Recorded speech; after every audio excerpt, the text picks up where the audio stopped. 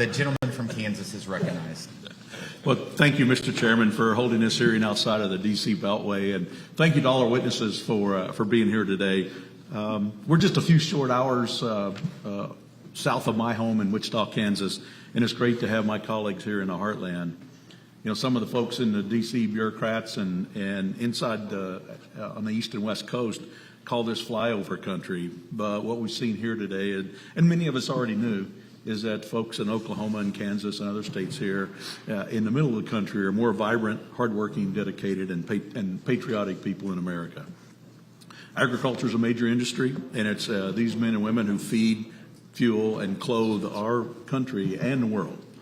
We're also home to a lot of manufacturers. In fact, just up I-35 in south central Kansas, we call it the air capital of the world. Here in Oklahoma City and throughout the Midwest, organizations of all sizes are building planes, earth drilling equipment, ag products, and more. In 2017, Republicans overhauled our outdated tax code to benefit families, small businesses, and entrepreneurs. Our goal was to make sure we got the economy going. And in fact, it worked. What we've seen as well is that we've actually collected more taxes. So in 2022, just last year, we collected over $700 billion more dollars in taxes than the Congressional Budget Office said we would have done if we had not done the Tax Cuts and Jobs Act. And businesses actually paid 12% more in 2022 than they would have without the Tax Cuts and Jobs Act.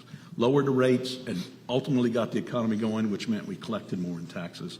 And we've got the lowest unemployment rates, both pre-COVID as well as post-COVID, just because of having the economy going. Unfortunately, some of those provisions that were put in place temporarily are starting to expire. One of those that really has had an impact on a lot of businesses is the immediate expensing of research and development cost. It expired last year, and I'm working to reintroduce legislation that will help restore this crucial tax program so that small businesses here in the Midwest can continue expanding the research and development, creating more good-paying jobs in the United States. And this will help sure we have a strong economy and a strong America. Mr. Mills, can you tell us a little bit about the impacts you've seen of some of good tax policies on your business? They're absolutely critical. You know, I've said a long time, just about to every elected official I can, that, you know, just get out of our way and let us grow. Let us develop new product. I mean, we want to be a leader in the world like we used to be, innovative. And here in Oklahoma, we're some of the most innovative people because we're resilient and, you know, we know what it takes.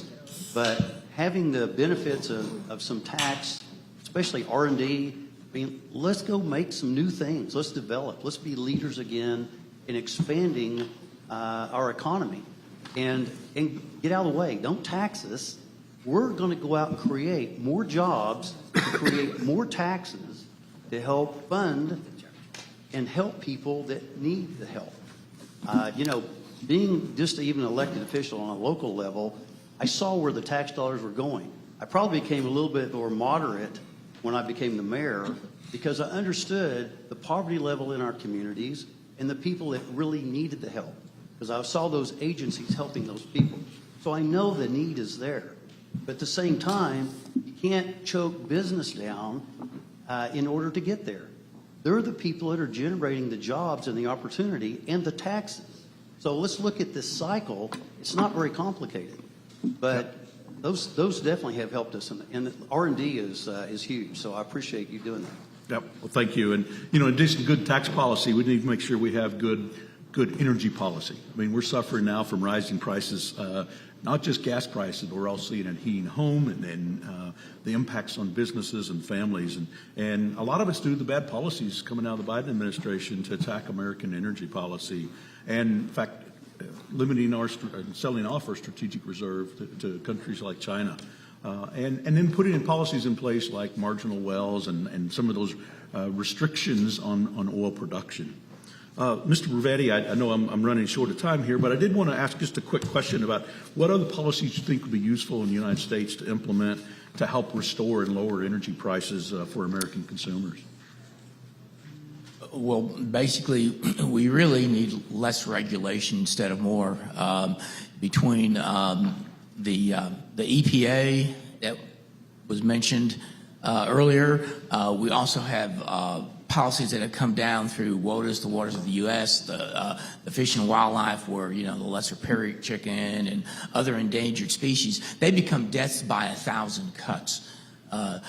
And this has become very, very difficult for many of us small energy producers to work. The more oil and natural gas we can produce, supply and demand, then the less it's going to be to the consumer. Well, thank you, and thank you, Mr. Chairman. I yield back. Thank you, sir.